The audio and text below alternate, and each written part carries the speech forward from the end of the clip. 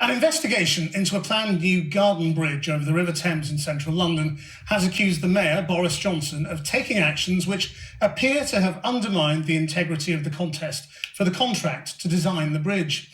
The contract was awarded to the Heatherwick Studio, one of 3 bidders, but the only one, according to the report by London Assembly Oversight Committee, which was aware of the full brief for the bridge. Paul MacNamara reports. The garden bridge is an incredibly daring idea. Daring and pretty controversial. This proposed sanctuary spanning the Thames has had a far from serene start to life. And today, a new report calls it a flawed and unfair process to select the designers chosen for this lucrative and high-profile project. Dream child of Joanna Lumley as a memorial to Princess Diana, and iconic legacy for a departing London Mayor Boris Johnson.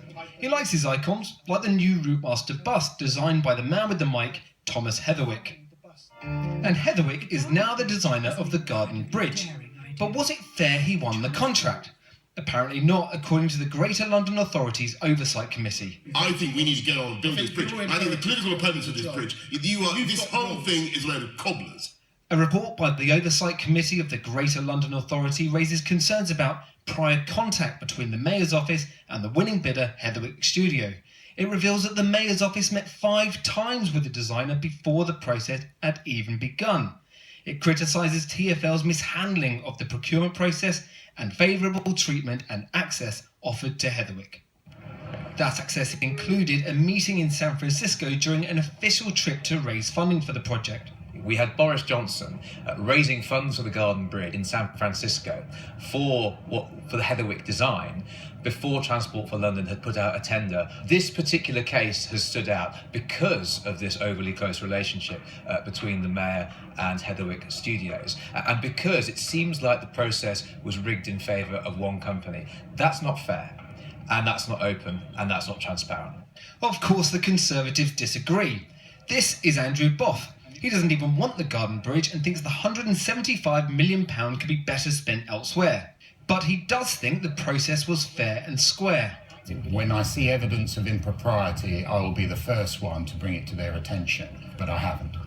A spokesman for the Mayor of London said an audit for Transport for London's procurement process found that it was open, fair and transparent. The Mayor believes the Garden Bridge will be a spectacular new addition to London.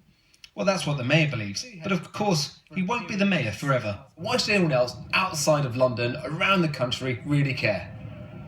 I think this has implications beyond London, because you have a man who is currently in the office of Mayor of London, Boris Johnson, who seeks another office, and that's the office of Prime Minister of this country. And therefore, I think it's absolutely right that people question perhaps some of the deals that he's been doing while he's Mayor of London.